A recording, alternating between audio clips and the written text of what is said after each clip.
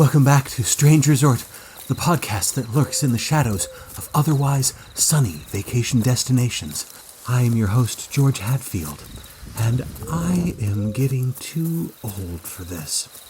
My apologies for being out of breath. I am still lost in these woods.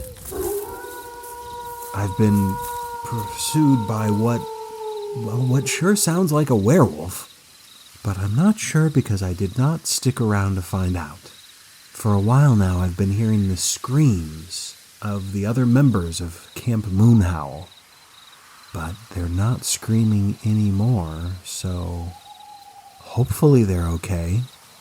A braver investigative reporter than I would have stayed to find out what exactly was going on back there. But as my father likes to say, cowards run in our family. But based upon the proximity of those howls back there, I don't think I'm going to make it until morning. I do have a contingency plan. I've got 2 interns stationed in an Airbnb in the nearby town of Willow. They should have my GPS coordinates, so hopefully they will send for help as soon as they notice how far off the beaten path I've become. That's assuming my tracking device isn't. Hey. Oh, it's a road. It's probably just an old logging road. But at least it's a hint of civilization. Now, which way should... Oh, thank God. I bet it's those interns. I should probably pay them at some point. Oh, that's not their Jeep. It looks like an old Mercedes. Mrs. T? Get in, loser. We're going ghost hunting.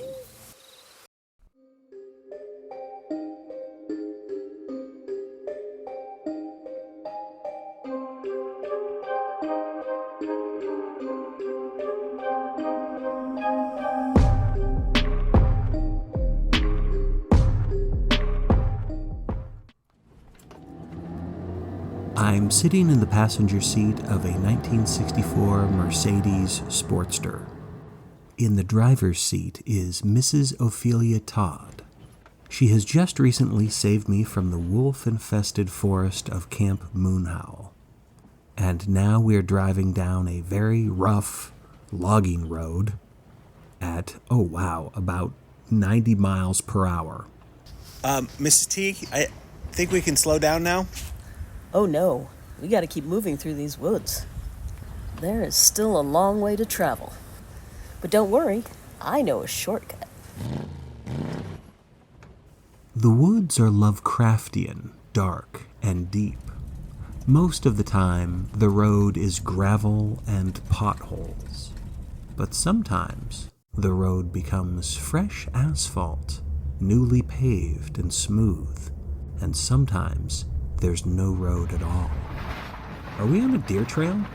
If you listen to this podcast, then you know that I have met Ophelia Todd once before. She was the owner and operator of a tropical resort in a remote island in the Pacific Ocean. I didn't really get to know her back then, only that she was an accomplished sailor. Mrs. T, where are we going? I told you we're going ghost hunting. That's your specialty, isn't it? And you do owe me a favor, don't you? Okay, but where is this ghost? Where all ghosts are. In the past. She's full of riddles, so I try to ask a more straightforward question. Have you ever been to Disneyland? Yes, I have. Several of them. Have you ever been on Mr. Toad's Wild Ride? Oh, is that who I remind you of? Mr. Toad and his Automania?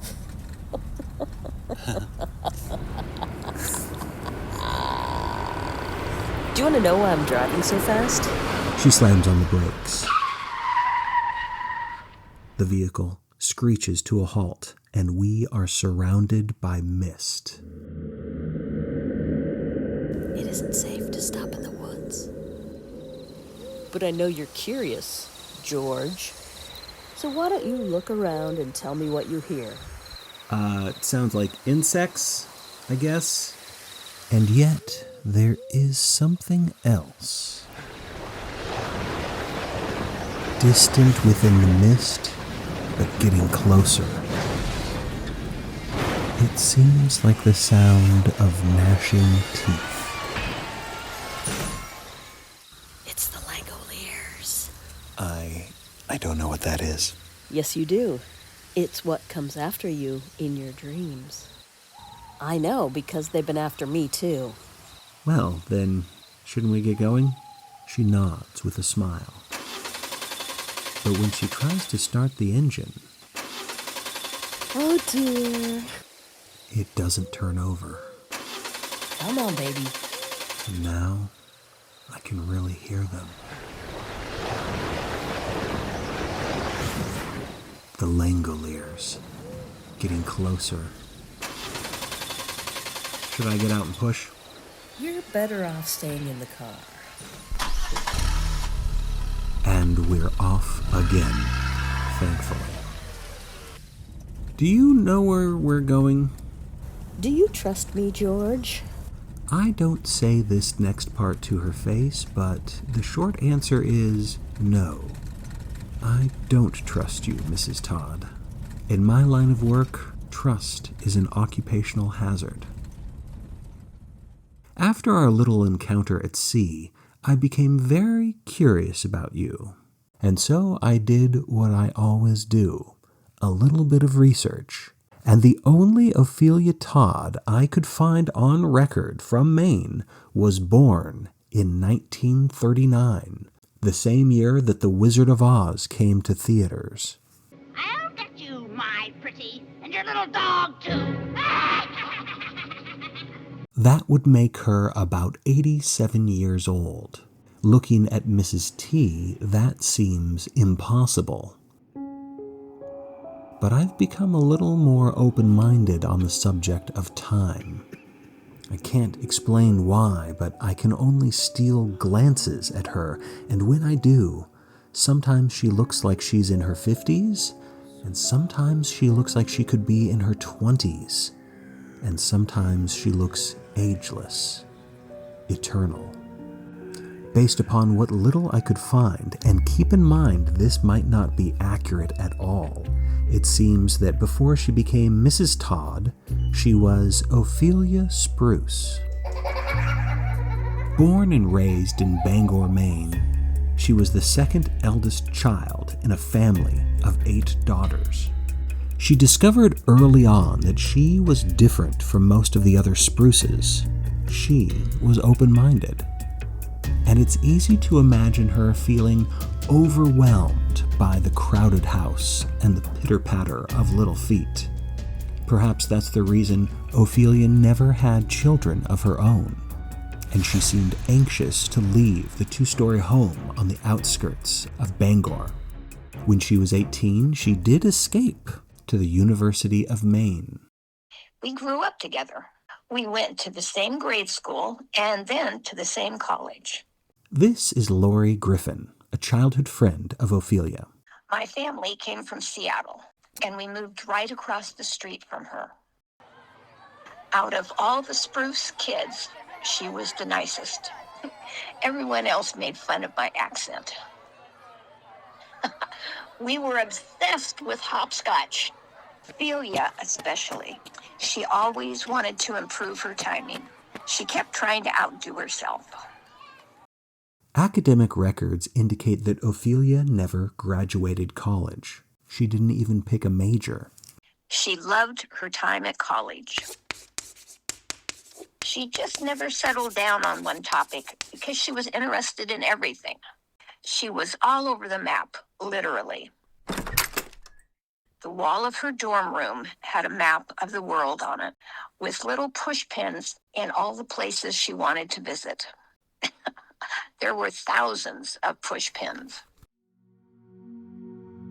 While working at the library, she met Worth Todd, the man who would become her husband. He was about 10 years older than her, not a student, but visiting the campus on business. They married during her junior year, and soon after, she gave up school, but not her education. Once she married into wealth, She could study and explore any topic of her choice at her own pace. Their house was filled with books and maps. Mr. Todd became vice president of the Bangor branch of his company. He didn't exactly sweep Ophelia off her feet. The marriage wasn't a whirlwind romance, but by all accounts they were very fond of each other. Nobody in town said it out loud, but at least not in public. But my uncle thought that Mr. and Mrs. Todd were, that it was a marriage for the sake of appearances. This is Thomas Buckland, the nephew of Homer Buckland, who was the caretaker of the Todd summer home in the 1970s.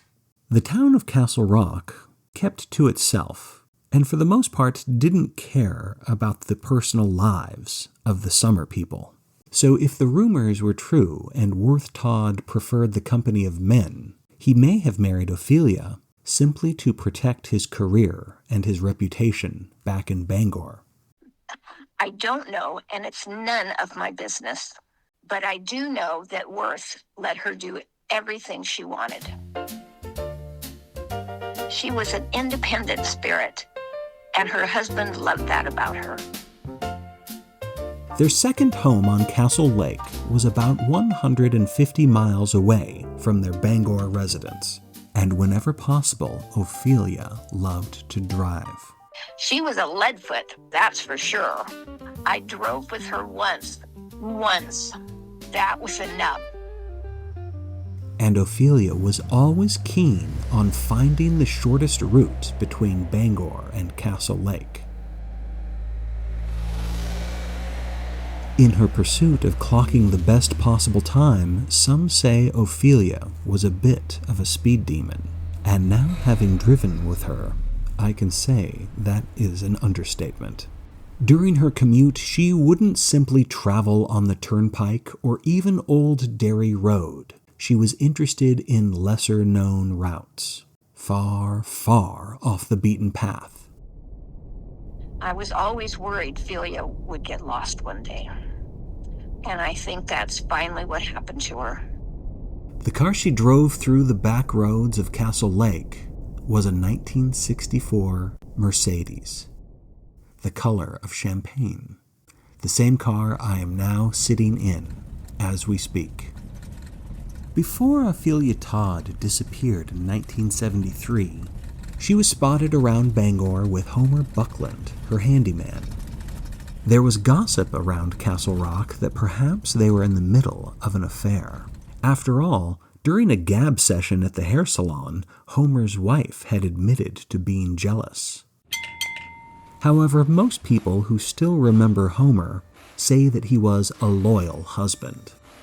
One of the rumors theorized that Mrs. Todd threw herself at Homer, and when he refused to be seduced, she drove off in a fury, never to be seen again. All I know is that Uncle Homer was deeply in love with my Aunt Megan. I don't believe he was ever unfaithful. So while Mrs. Buckland was alive, Homer's heart belonged only to her. But what about after his wife's death? In his later years, Uncle Homer spent most of his time sitting outside Bell's Market, drinking with his best friend, Dave Owens. Both of them lifelong residents of Castle Rock. According to his nephew, they had some world-class bull sessions. But one night, for the first time in David's memory, Homer Buckland talked about Mrs. Ophelia Todd and the shortcut they took from Castle Lake to Bangor. It was an experience beyond belief, he told his friend.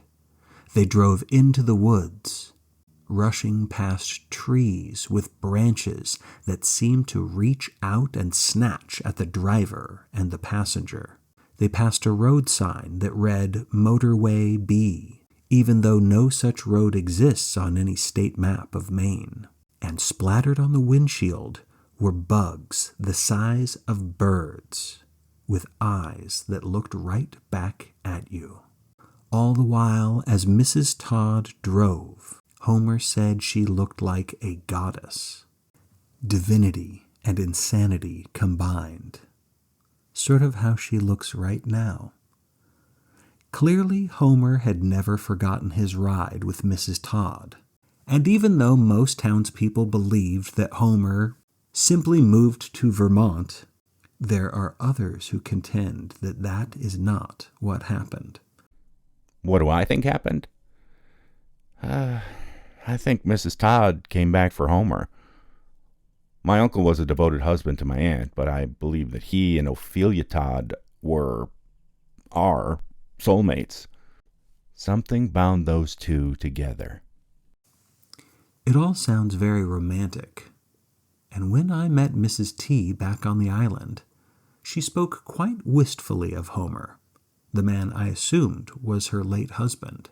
She never said exactly what happened to him, though. The story of Mrs. Todd's shortcut quickly spread throughout Castle Rock. It's the sort of legend I would have written off as mere folklore if I weren't sitting where I'm sitting right now. And it makes me wonder, way back when, to the year 1973, what did Homer see from his passenger seat? And why did Ophelia set off on her own, leaving behind all maps entirely? Whatever her reason, Mrs. Todd left unannounced. On the day of her disappearance, she took her Mercedes, but no other belongings.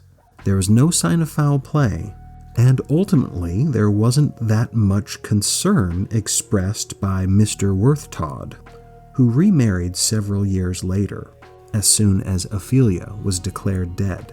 By then, other rumors had spread. These were tales much stranger than idle gossip. They were tales of the supernatural. There are those who believe that Mrs. Todd somehow found a shortcut that didn't lead her to Bangor. It led her to another world, perhaps even another dimension. A bizarre theory. And yet, as I stare through this windshield, it makes a certain sense, especially when you consider the classified experiments that took place at the Arrowhead Project. All of the conspiracy theories that surround that secret government compound involve traversing from one dimension to the next. So maybe it's not about the supernatural, but about science. A mad science, gone horribly wrong. And at some point, Mrs. Todd crossed through a portal, maybe several of them. It might explain how she still looks so young. And full disclosure, I am no stranger to such things. Even before learning about a certain rift in the space-time continuum at the Libson Falls Diner. Of course, breaking into other dimensions in a military facility is one thing, but otherworldly travel in a Mercedes? It's more likely that I'm just hallucinating, maybe brought on by an allergic reaction to wolfsbane. Are you making a podcast right now? It's kind of what I do when I'm nervous. Oh, what do you have to be nervous about? Do you have your driver's license? I'm sure it's around here somewhere. And if we found that license, what would it say was the year you were born? Asking a lady her age? That's rude. But what about you, George? You look good for someone who's, 66 years old? I'm impressed. Most people don't guess my age. That's because you don't look a day over 50. Well, that's very kind of you to say. No need to play dumb, George. I know your secret. You do? It's the same as mine. Look, whatever happened to me, that was a long time ago. I don't even know what happened, and all of my therapists have told me that there's a perfectly rational explanation for what happened. Of course.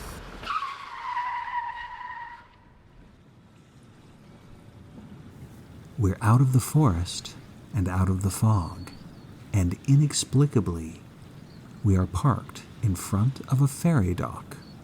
We made good time. It's still the middle of the night, and yet here we are on the Atlantic coast, a drive that should have taken hours. Now make yourself useful, George, and go get us a ticket. Okay.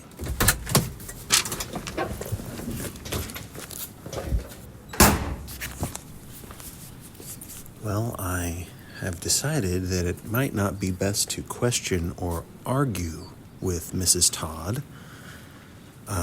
So I guess I will approach this ticket booth, which, according to the sign, won't be open for another hour and a half.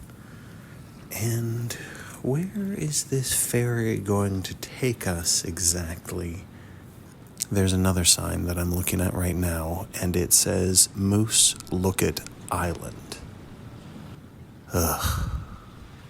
That takes me back to a very bad place in my life. On one of my first assignments, the case of the Colorado Kid. That's a payphone. Can't believe it still works. The ferry dock's payphone. How may I help you? Good morning, Mr. Hatfield. Zach Lang? Is that you? I understand you are presently in the company of Mrs. Ophelia Todd. Yes. My colleagues and I would very much like to meet her. What for? Let's just say she's hazardous to our timeline. Even more disruptive than you, George. If you could help us detain her, we might be willing to call off the Langoliers. I don't know if I can do that. Very well. Goodbye, Mr. Hatfield. Wait. What would I need to do exactly? We'll be in contact.